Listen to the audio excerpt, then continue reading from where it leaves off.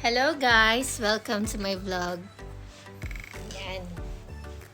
Kumusta po kayo? Kumusta po ang lahat? Tingnan niyo po ano nangyari sa buhok ko. It looks dry now. Yan. First time I applied bleach. 3 weeks ago. Yan. Naging orange talaga siya, as in yellow and orange. And then, yan. Pero, syempre, tinapapan ko pa ng color blonde. Pero, you know, look. Bumabalik na siya sa dati. Yung ilalim black. Sagwa.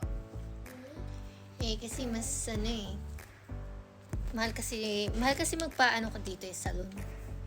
Yun, abutin ka ng mga more than $500 New Zealand dollars, so might as well just do it myself. I just buy 2 boxes or 3 worth $15. Yun, solved na.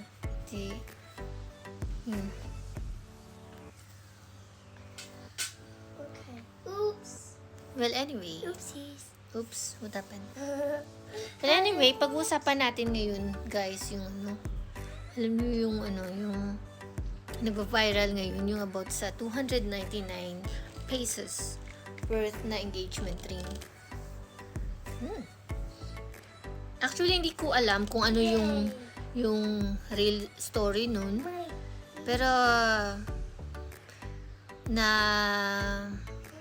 napaisip din ako ba na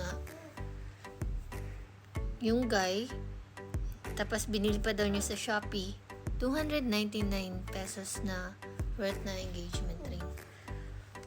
Actually, it's case to case basis because you cannot really hindi mo talaga ma-judge yung tao, kasi what if yun lang yung kaya niya, pero he wants to start a family.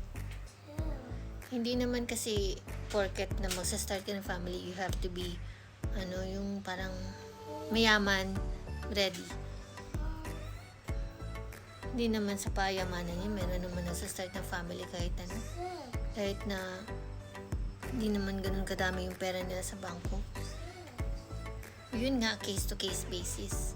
Yung 299 na yun, let's say, yung bumili nun, yung lalaking mayaman, tapos nakakabili pa ng mga gamit na more than that. So, ibang usapan na yun. So, tapos sa Shopee pa. I mean, hindi naman masama kung sa Shopee pa or any store. Pero ang thought dun is yung ikaw mismo nag-effort, lalaki ka. Ikaw mismo nag-effort, ikaw mismo pumunta sa store, namili. Kasi syempre, engagement meaning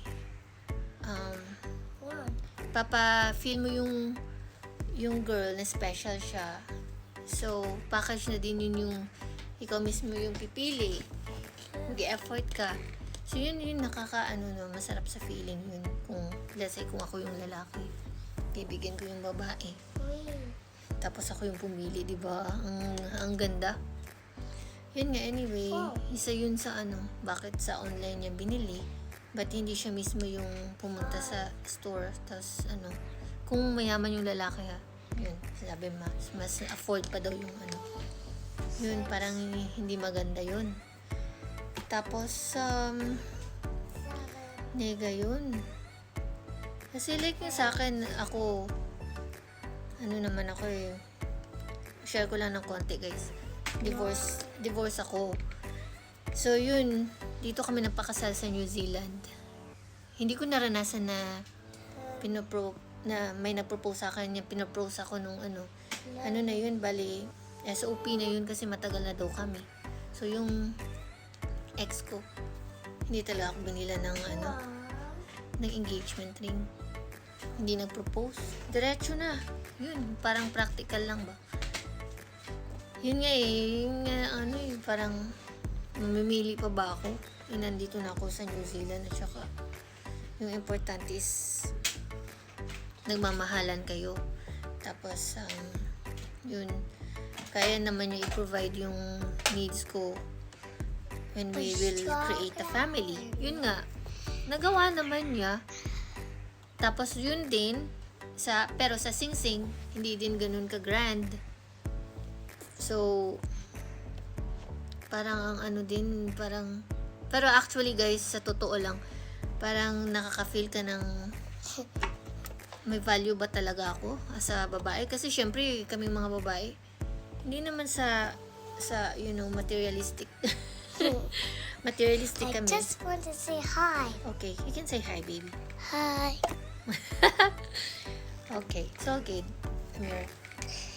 Yun nga, sinasabi ko, kasi kaming mga babae, hindi naman kasi, porket na naghahangad kami na materialistic na agad.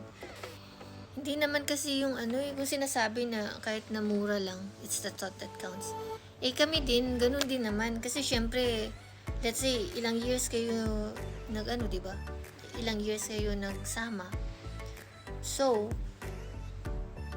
mahaba pang chance, may opportunity ka na pwede kang mag-save for the engagement ring.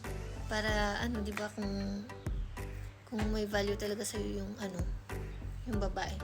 Alam naman natin yung ring na yun, hindi naman yun ordinary na pwede mo lang na basta-basta Kung marami kang pera, capable ka, stable ka, so why not buy the best for the person you love? Diba? Yun yung thought. Siguro yun yung side na na-understand ko sa babae. Kasi syempre, hindi naman it doesn't mean na maarte.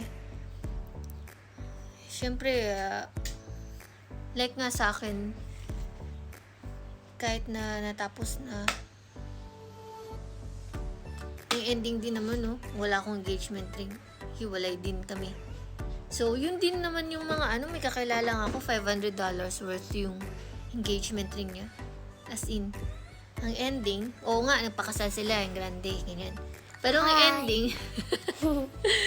ending, hiwalay din, divorce din. So, what for, diba? Yun. Yun ba, yung sinasabi ko ba? You cannot really judge kung sino yung tama o sino yung it's case to case basis. Pero yung naman yung tao na yun nga po, limited yung resources. Tapos, let's say, matagal na sila nung jowa niya. Tapos, napakasimple lang yung buhay niya. So, it's time, mas maganda nga yun kahit na ganun lang yung amount ng engagement din niya. At least napadama niya sa babae na gusto niyang mag-create ng family with her. Na kahit na gipit siya, he still can afford to buy something for her, 'di ba? Yung make her special, 'di ba? So yun naman yung thought. So it's really case to case basis. So sa paniniwala ko. 'Di ba, Amira? Kaya nga ngayon, ay nako, sana all may mag-propose. Ito Hi! Talagang ganun ang life. So, pero yung sa personal life ko, iba naman yung ibang topic naman natin yun. Or ibang vlog naman natin yung mag-uusapan. Yun nga, as in, sana, ano ba masasabi ko about that? Na lang, tanggapin, di ba, Mira? Tanggapin ni ate girl. Pero I think, na sila I heard, yung sa nakikinig ako, nanonood ako ng Real Talk Torbs. Sabi niya, sabi doon na daw. Hey, mommy, Uy! Hey, what nakipag-break na yung guy kasi nga yun nakita niya na parang hindi genuine yung love kasi namimili nga daw. Yun lang, 'di ba? So well, thank you for watching, Can you guys. have Siri? Have a good day. Bye.